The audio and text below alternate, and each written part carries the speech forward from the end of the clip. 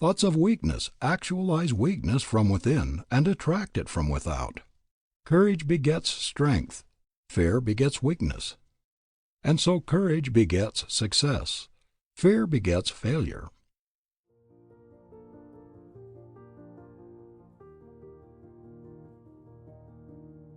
This is the spirit of infinite peace, and the moment we come into harmony with it, there comes to us an inflowing tide of peace, for peace is harmony. A deep interior meaning underlies the great truth. To be spiritual minded is life and peace. To recognize the fact that we are spirit, and to live in this thought, is to be spiritually minded, and so to be in harmony and peace. Oh, the thousands of men and women all about us weary with care, trouble and ill at ease, running hither and thither to find peace, weary in body, soul, and mind, going to other countries, traveling the world over, coming back and still not finding it. Of course they have not found it, and they never will find it in this way, because they are looking for it where it is not. They are looking for it without, when they should look within. Peace is to be found only within, and unless one find it there, he will never find it at all. Peace lies not in the external world. It lies within one's own soul. We may travel over many different avenues in pursuit of it. We may seek it through the channels of the bodily appetites and passions. We may seek it through all the channels of the external. We may chase for it hither and thither, but it will always be just beyond our grasp, because we are searching for it where it is not. In the degree, however, that we order the bodily appetites and passions in accordance with the promptings of the soul within, will the higher forms of happiness and peace enter our lives. But in the degree that we fail in doing this, will disease, suffering, and discontent enter in. To be at one with God is to be at peace. The child's simplicity is the greatest agency in bringing this full and complete realization. The child's simplicity is the greatest agency in bringing this full and complete realization. The child's simplicity that recognizes its true relations with the Father's life. There are people I know who have come into such a conscious realization of their oneness with this infinite life, this spirit of infinite peace, that their lives are fairly bubbling over with joy. I have particularly in mind at this moment a comparatively young man who was an invalid for several years, his health completely broken with nervous exhaustion, who thought there was nothing in life worth living for, to whom everything and everybody presented a gloomy aspect, and he in turn presented a gloomy aspect to all with whom he came in contact. Not long ago he came into such a vital realization of his oneness with this infinite power. He opened himself so completely to its divine inflow that today he is in perfect health, and frequently as I meet him now he cannot resist the impulse to cry out, "Oh, it is a joy to be alive!" I know an officer on our police force who has told me that many times when off duty and on his way home in the evening, there comes to him such a vivid and vital realization of his oneness with this infinite power. And this spirit of infinite peace so takes hold and so fills him that it seems as if his feet could scarcely keep to the pavement. So buoyant and so exhilarated does he become by reason of this inflowing tide. He who comes into this higher realization never has any fear, for he has always with him a sense of protection, and the very realization of this makes his protection complete. Of him it is true, "No weapon that is formed against thee shall prosper. There shall no ill come nigh thy dwelling. Thou shalt be in league with the stones of the field, and the beasts of the field shall be at peace with thee." These are the men and women who seem to live charmed lives. The moment we fear anything, we open the door for the entrance of the actualization of the very thing we fear. An animal will never harm a person who is absolutely fearless in regard to it. The instant he fears, he opens himself to danger. And some animals, the dog for example, can instantly detect the element of fear, and this gives them the courage to do harm. In the degree that we come into a full realization of our oneness with this infinite power, do we become calm and quiet, undisturbed by the little occurrences that before so vex and annoy us. We are no longer disappointed in people, for we always read them aright. We have the power of penetrating into their very souls and seeing the underlying motives that are at work there. A gentleman approached a friend the other day, and with great show of cordiality grasped him by the hand and said, "Why, Mr. A., I'm so glad to see you." Quick as a flash my friend read him, and looking him steadily in the eye replied, "No, you are mistaken. You are not glad to see me, but you are very much disconcerted, so much so that you are now blushing in evidence of it." The gentleman replied, "Well, you know this day and age of conventionality and form we have to put on the show and sometimes make believe what we do not really feel." My friend once more looked at him in the face and said, "Again, you are mistaken. Let me give you one little word of advice. You will always fare better and think far more of yourself, always to recognize and to tell the truth rather than to give yourself any semblance of it. As soon as we are able to read people aright, we will then cease to be disappointed in them. We will cease to place them on pedestals, for this can never be done without some attendant disappointment. The fall will necessarily come sooner or later, and moreover, we are thus many times unfair to our friends. When we come into harmony with this spirit of peace, evil reports and apparent bad treatment, either at the hands of friends or of enemies, will no longer disturb us. When we are conscious of the fact that in our life and work we are true to that eternal principle of right, of truth, of justice that runs through all the universe, that unites and governs all, that always eventually prevails, then nothing of this kind can come nigh us, and come what may, we will always be tranquil and undisturbed. The things that cause sorrow and pain and bereavement will not be able to take the hold of us they now take, for true wisdom will enable us to see the proper place and know the right relations of all things. The loss of friends by the transition we call death will not cause sorrow to the soul that has come into this higher realization, for he knows that there is no such thing as death, for each one is not only a partaker, but an eternal partaker of this infinite life.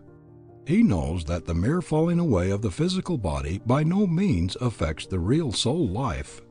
With a tranquil spirit born of a higher faith he can realize for himself, and to those less strong he can say, "Loving friends, be wise and dry, straightway every weeping eye. What you left upon the bier is not worth a single tear. 'Tis a simple seashell, one out of which the pearl has gone. The shell was nothing, leave it there. The pearl, the soul, was all is here." And so far as the element of separation is concerned, he realizes that to the spirit there are no bounds, and that spiritual communion, whether between two persons in the body, or two persons, one in the body and one out of the body, is within reach of all. In the degree that the higher spiritual life is realized, can there be this higher spiritual communion. The things that we open to ourselves always come to us. People in the olden times expected to see angels and they saw them. But there is no more reason why they should have seen them than that we should see them now. No more reason why they should come and dwell with them than that they should come and dwell with us. For the great laws governing all things are the same today as they were then. If angels come not to minister unto us, it is because we do not invite them. It is because we keep the door closed through which they otherwise might enter. In the degree that we are filled with this spirit of peace by thus opening ourselves to its inflow, does it pour through us so that we carry it with us wherever we go. In the degree that we thus open ourselves do we become magnets to attract peace from all sources. And in the degree that we attract and embody it in ourselves are we able to give it forth to others. We can in this way become such perfect embodiments of peace that wherever we go we are continually shedding benedictions. But a day or two ago I saw a woman grasp the hand of a man. His face showed the indwelling God, saying, "Oh, it does me so much good to see you. I have been in anxiety and almost in despair during the past few hours, but the very sight of you has rolled the burden entirely away." There are people all around us who are continually giving out blessings and comfort, persons whose mere presence seems to change sorrow into joy, fear into courage, despair into hope, weakness into power. It is the one who has come into the realization of his own true self who carries this power with him and who radiates it wherever he goes. The one who, as we say, has found his center. And in all the great universe there is but one center, the infinite power that is working in and through all. The one who then has found his center is the one who has come into the realization of his oneness with this infinite power, the one who recognizes himself as a spiritual being, for God is spirit. Such is the man of power, centered in the infinite. He has thereby, so to speak, connected himself with, he has attached his belts to, the great powerhouse of the universe. He is constantly drawing power to himself from all sources. For thus centered, knowing himself, conscious of his own power, the thoughts that go from his mind are thoughts of strength, and by virtue of the law that like attracts like, he by his thoughts is continually attracting to himself from all quarters the aid of all whose thoughts are thoughts of strength, and in this way he is linking himself with this order of thought in the universe. And so to him that hath, to him shall be given. This is simply the working of a natural law. His strong positive and hence constructive thought is continually working success for him along all lines and continually bringing to him help from all directions. The things that he sees, that he creates in the ideal, are through the agency of this strong constructive thought continually clothing themselves, taking form, manifesting themselves in the material. Silent, unseen forces are at work which will sooner or later be made manifest in the visible. Fear and all thoughts of failure never suggest themselves to such a man, or if they do, they are immediately sent out of his mind, and so he is not influenced by this order of thought from without. He does not attract it to him. He is in another current of thought. Consequently, the weakening, failure-bringing thoughts of the fearing, the vacillating, the pessimistic about him, have no influence upon him.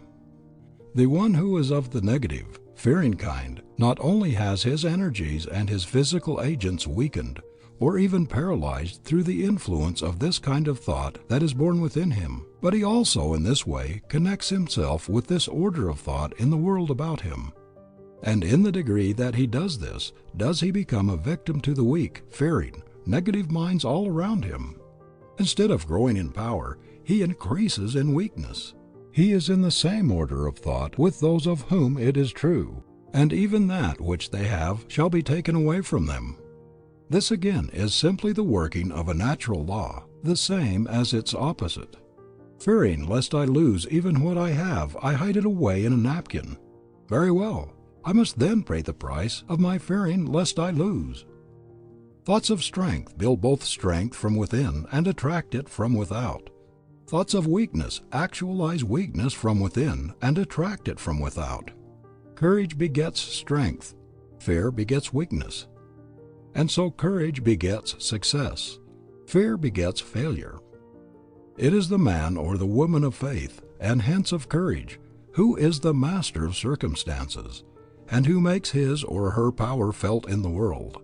It is the man or the woman who lacks faith, and who as a consequence is weakened and crippled by fears and forebodings, who is the creature of all passing occurrences. Within each one lies the cause of whatever comes to him. Each has it in his own hands to determine what comes.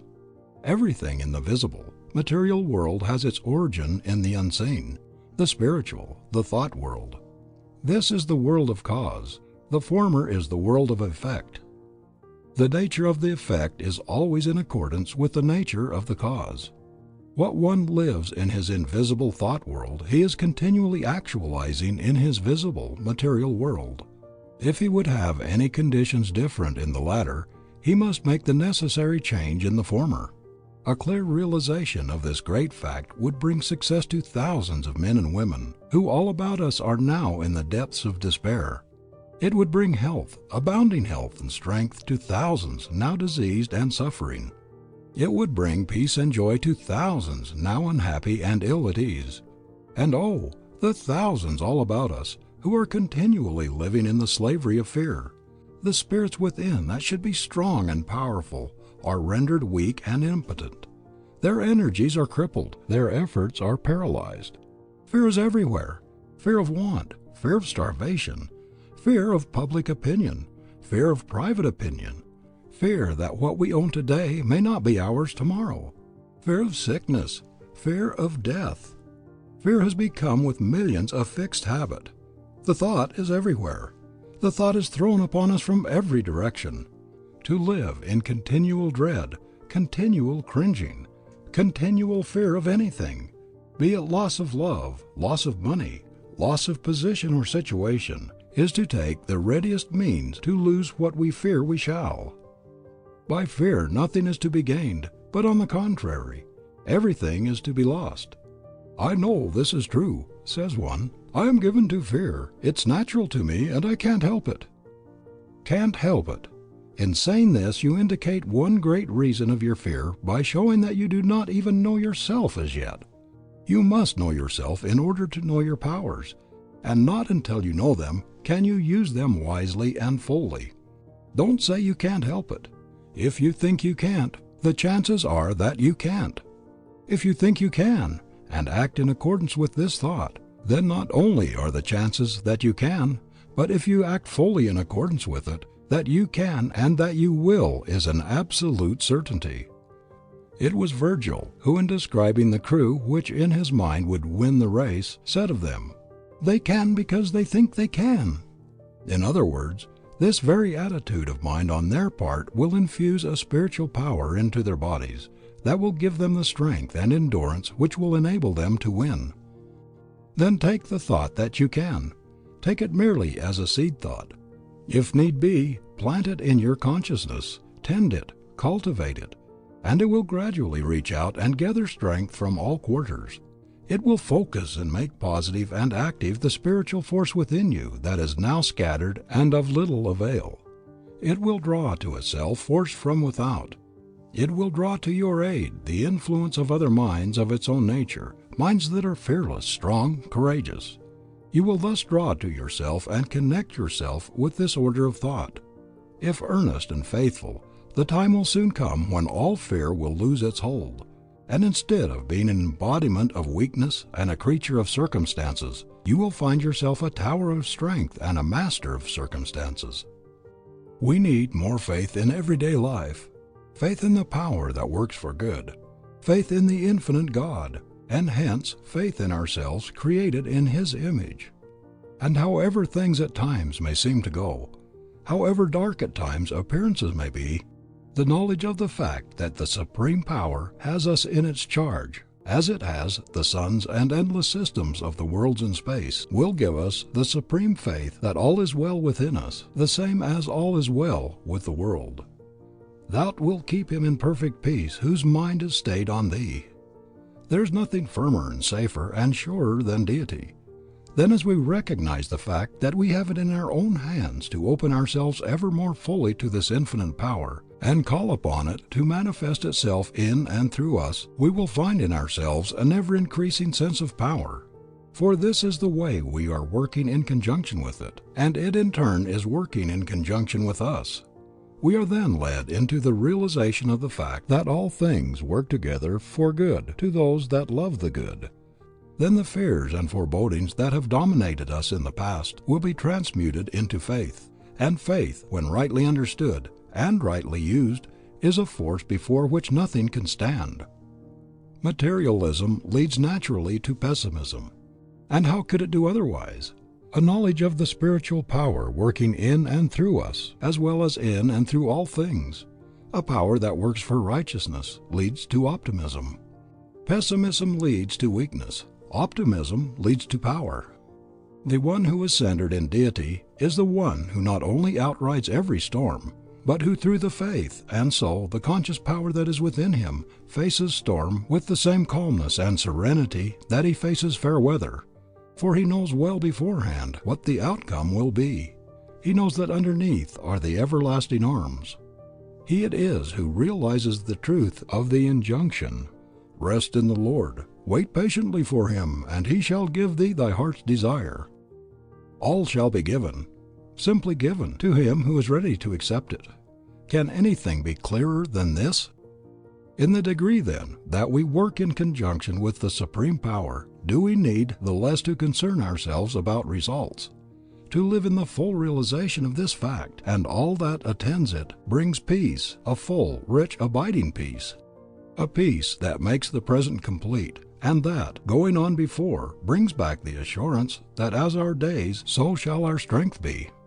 The one who is thus centered, even in the face of all the unrest and the turmoil about us, can realize and say, "I stay my haste, I make delays, for what avails this eager pace? I stand amid eternal ways, and what is mine shall know my face. Asleep, awake, by night or day, the friends I seek are seeking me. No wind can drive my bark astray, nor change the tide of destiny. The waters know their own and draw, the brooks that spring in yonder height. So flows the good with equal law, unto the soul of pure delight. The stars come nightly to the sky, the tidal wave unto the sea. Nor time, nor space, nor deep, nor high, can keep my own away from me.